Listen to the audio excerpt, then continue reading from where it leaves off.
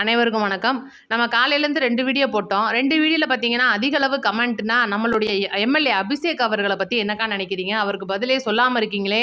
தமிழக வெற்றி கழகத்தில இந்த மாரி எம்எல்ஏவான்னு சொல்லிட்டு கிட்டத்தட்ட ஒரு 200க்கும் மேற்பட்ட கமெண்ட்டு. அதனால தான் அந்த வீடியோ. அப்படியே பார்த்தீங்கன்னா, போற போக்குல நம்மளுடைய பெட்டி லதாவுக்கு லைட்டா கவனிப்பு குடுக்கலாம் அப்படின்னு இருக்கேன். அதனால வீடியோக்குள்ள வந்தவங்க ஸ்கிப் பண்ணாம பாருங்க. முக்கியமா வீடியோக்கு லைக் பண்ணிருங்க. இப்ப பார்த்தீங்கன்னா, எம்எல்ஏ அபிஷேக் அவர்கள் திருவண்ணாமலையில இருக்கிறாரு. அவர் பார்த்தீங்கன்னா, ஒரு குவாரிக்கு ஆய்வுக்கு போயிருக்காரு எம்எல்ஏ அவர்கள். எதுக்காக அந்த ஆய்வு அப்படின்னு கேட்டீங்கன்னா, கனிம வளத்துறை அமைச்சர் டி.கே. பிரபு அவர்கள் ஒவ்வொரு தொகுதியிலும் இருக்கிற அந்த கனிம வள கொள்ளையடிக்கப்படுற விஷயத்தை தடுக்கணும்னு சொல்லிட்டு இருக்கிற எல்லா எம்எல்ஏக்களுக்கும் ஒரு செய்தி சொல்லியிருக்காரு. அதன் அடிப்படையில தான் நிறைய பேர் அந்தந்த ஏரியால இருக்கிற, ஏன்னா எல்லா ஏரியாவுக்கும் அமைச்சர் அவர்களே போக முடியாது அப்படின்றனால அந்தந்த ஏரியால இருக்கிற ஒவ்வொரு கல்குவாரிக்கும் வேலை பார்க்க சொல்லியிருக்காரு. அதன்படி எல்லா ஏரியாக்களிலும் அந்த ஆய்வுன்றது நடைபெற்றுக்கிட்டு வருது. செங்குன்னம் அப்படின்ற குன்னத்தூர்ல ஏரியால இருக்கிற கல்குவாரி அப்படின்றதுல பாத்தீங்கன்னா, வரம்பு மீறி செயல்படுறாங்க. அவங்களுக்கு நிர்ணயிக்கப்பட்ட இடத்துக்கு மேல தோண்டி எடுக்கிறாங்க. கனிம வளத்தை கொள்ளையடிக்கிறாங்க. முழுக்க முழுக்க தீய சக்திகளின் செயலா இது செயல்படுது. சுத்து வட்டாரத்துல இருக்கிற மக்கள் மற்றும் சின்ன சின்ன குழந்தைங்களுக்கு அந்த வெடியால அதிர்வு ஏற்படுது. முதியோர்களுக்கு நெஞ்சு வலி வருது. இந்த மாதிரி ஏகப்பட்ட பிரச்சனைய எம்எல்ஏ அவர்களோட காதுல போட்டிருக்காங்க. இவ்வளவு நாளுக்கு இதுக்கு முன்னாடி இருந்த எம்எல்ஏக்கள் யாருமே காதுல வாங்கல எங்களோட பிரச்சனையா அப்படின்னு சொல்லிட்டு திருவண்ணாமலை மக்கள் மனுவாவே எழுதி எம்எல்ஏ அபிஷேக் அவர்களுடைய கையில கொடுத்திருக்காங்க. இதனால பாத்தீங்கன்னா, இன்னைக்கு காலையில அவர் ஆய்வு மேற்கொள்ளும் போது அந்த நீங்க எல்லாம் தீவிரமா விவரமா பார்த்திருப்பீங்க. தீயா பரவுன வீடியோ ஒண்ணு. அந்த வீடியோவில் இருக்கிறது என்ன? ஏப்பா நீ இப்படி நக்கலா பார்க்குற? நான் பார்த்தா உனக்கு யார் மாதிரி தெரியுது? உனக்கு வயசு 20 தான் ஆகுது, எனக்கு எப்படி இருக்கு அப்படின்னு சொல்லிட்டு ஒரு மாதிரி மிரட்டுற தோணியில பேசியிருக்காரு. உண்மை, அதுல மாற்றமே கிடையாது. அதுல நம்ம எந்த வித தப்பும் சொல்ல போறது இல்லை. ரைட்டு. ஆனா நீங்க நம்ம ஐயா விஜயகாந்த் அவர்கள் சொன்ன மாதிரி ஒரு பக்கத்தை தானே காட்டியிருக்கீங்க, மறுபக்கத்தை யார் காட்டுவா அப்படின்னு கேட்குற மாதிரி. அதுக்கு முன்னாடி அவர் என்ன பண்ணாப்ல அப்படின்ற வீடியோவை யாருமே காட்டவும் இல்லை, எதுவுமே நடக்கவும் இல்லை. அந்த பையன் பார்த்தீங்கன்னா, அங்கே இருக்கிற, அதாவது அந்த குவாரியோட ஓனர் இருக்கார் பார்த்தீங்களா, அவருடைய நெருங்கிய சொந்தம் தான் அந்த பையன். அதாவது அந்த 20 வயசு பையன். அங்கே பின்னாடி கழுத்தில் துண்டு போட்டுட்டு இருப்பாரு. நீங்கள் வீடியோவில் பார்த்துருக்கலாம். சைடில் அந்த ஃபோட்டோ நான் போடுறேன். அதில் முடிஞ்ச அவரோட ஃபேஸை பாருங்கள். அவர் தான் ஓனர் அந்த குவாரிக்கு. அவங்க அதாவது ஓனர்னா ஒப்பந்ததாரர் அந்த மாதிரி வச்சுக்கோங்க. முழுக்க முழுக்க அங்கே இந்த மகளிர் சுய உதவி குழுலாம் இருக்கும். ஒவ்வொரு ஏரியாவில் இப்போ மகளிர் சுய உதவி குழு தீப்பெட்டி தொழிற்சாலை இருக்கிற ஏரியா அந்த வேலையை பார்ப்பாங்க. வேற ஒரு தொழிற்சாலை, இப்போ ரப்பர் ஃபேக்ட்ரினா அங்கே ஒரு 10 பேர் சேர்ந்து அந்த ரப்பரை கட் பண்ணி கொடுக்குற வேலை, அந்த மாதிரி குழுவாக வேலை பார்ப்பாங்க. அதே போல் இங்கே குழுவாக கீழடியில் பார்த்தீங்கன்னா அந்த மண்ணு தோண்டுவாங்க பார்த்தீங்களா லேடிஸ்லாம், அதே போல் கையில் வச்சிருக்கிற உளி, அந்த சுத்தியல் வச்சு கல்லை உடைக்கிற வேலை பார்க்குறாங்க. அது குழுவாக பிரித்து அவங்களுக்குன்னு சம்பளம் நிர்ணயித்து கொடுத்துட்ருக்காங்க.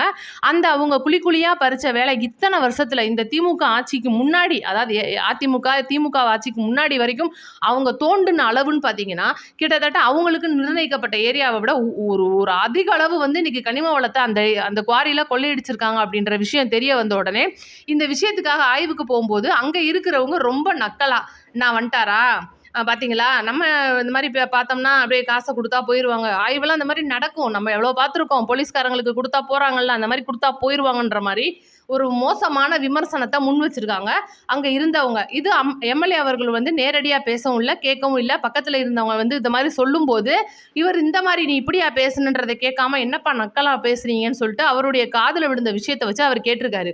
அதனால தான் அவர் பேசும்போது மட்டுமே அந்த வீடியோ எடுக்கப்பட்டது. முழுக்க முழுக்க திமுக காரர்களின் ஒரு சதி தான் இந்த ஒரு வீடியோ.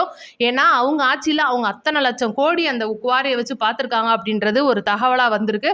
அதனால தான் மெனக்கட்டு தன்னுடைய அலுவலகத்துக்கு ப்ரெஸ் மீட்டை கொடுத்து அவர் சேனலை வர வச்சு இதுக்கு விளக்கம் கொடுத்துருக்காரு. அவர் கொடுத்த விளக்கமே அதுதான். அந்த மக்களுடைய கண்ணீரை நம்ம துடைக்கணும், கனிம வள கொள்ளையடிக்கிறத நிறுத்தணும், ஏழை எளிய மக்கள் ஓட்டு போட்டால் நம்மளுடைய தமிழக முதலமைச்சர் விஜய் அவர்களுடைய ஆட்சியை காப்பாற்றணும், இந்த குவாரியை இழுத்து மூடணும் அப்படின்னு சொல்லிட்டு நீங்கள் ஏகப்பட்ட விஷயத்தோட ஆய்வுக்கு போகிறாரு. ஆய்வில் எல்லாமே தப்புன்னு தெரியுது.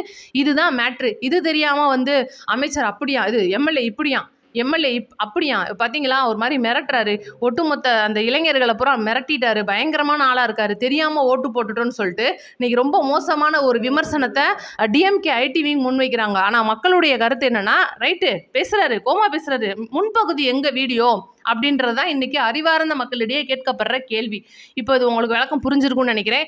அடுத்து நம்மளுடைய பெட்டிலதா விஷயத்துக்கு வருவோம். பெட்டிலதானா உங்களுக்கு யாருன்னு தெரியும். தேமுதிகவுடைய அவங்க தான் விஜயகாந்த் ஐயாவுடைய மனைவி. ஆனால் அப்படின்றதுக்கு கொஞ்சம் கூட தகுதி இல்லாத நபர் தான் அவங்களாம் நான் பார்க்குறேன். ஏன்னா இன்னைக்கு வந்து அதிமுகவில் பயணிச்சாங்க.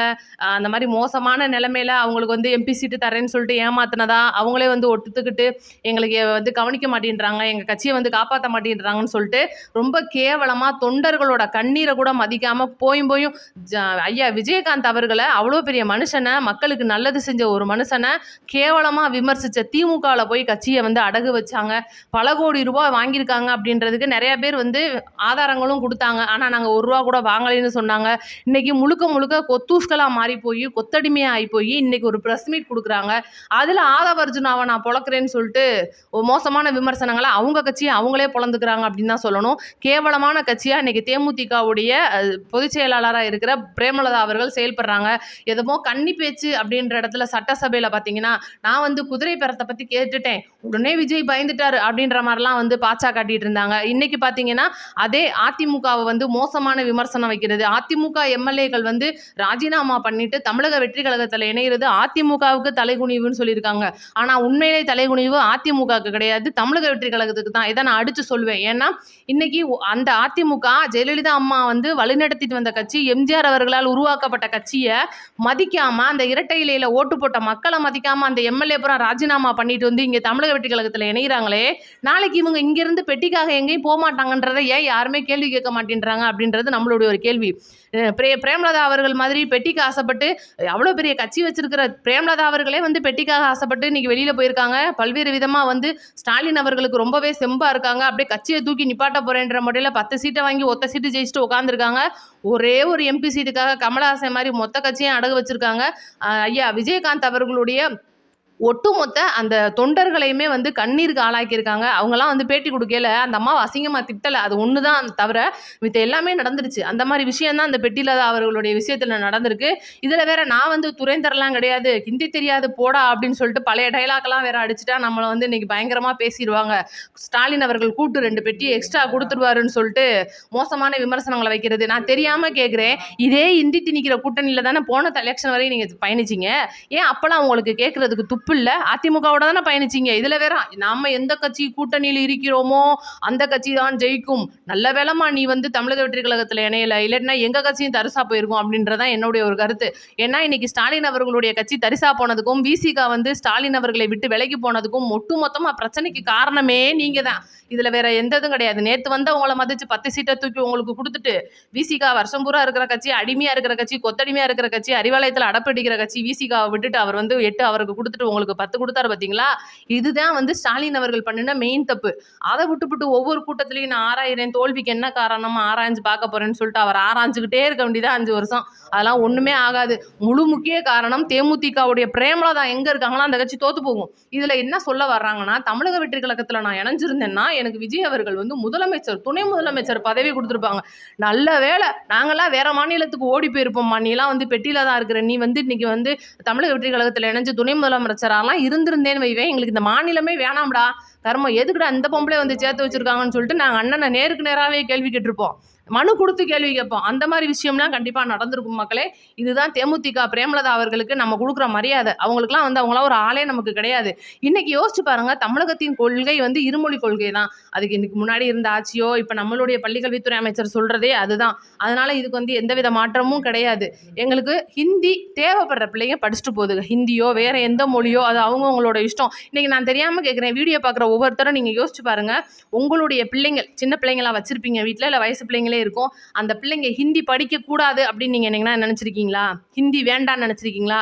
அதை பெருமையா தான் நினைச்சிட்டு இருக்கீங்க. ஆனா கொள்கை அப்படின்றது ஏழை எளிய மக்களுக்காக, அவங்களால படிக்க முடியாது. நாளைக்கு வந்து இல்லை நான் இன்னைக்கு ஒன்று கேட்குறேன், மனதின் குரல் மன் கி பாத் அப்படின்னு சொல்லிட்டு பிரதமர் மோடி வந்து இன்னைக்கு வானொலியில் பேசிட்டு இருக்காரு. ஆனால் அதை தமிழாக்கம் பண்ணி இன்னைக்கு தமிழில் பேசுகிறாங்க. ஆனால் பிரதமர் மோடி வந்து தமிழில் பேசலை. ஆனால் அவர் பேசுகிறத தான் இவங்க நமக்கு தமிழாக்கம் பண்ணி கொடுக்குறாங்கன்னு யாராவது யோசிச்சு பார்த்தீங்களா? ஏன்னா இன்னைக்கு அவங்க ஹிந்தியில் அவர் என்ன வேணாலும் சொல்லலாம், ஆனால் இவங்க அப்படியே நம்மளுக்கு மாற்றி சொல்லுவாங்க. அதுதான் வந்து ஹிந்தியோட நம்ம வந்து நம்மளை வந்து மண்டையில் மொளா அரைக்கிற விஷயமா இன்னைக்கு இருக்குது. உதாரணத்துக்கு ராகுல் காந்தி எடுத்துக்கோங்க.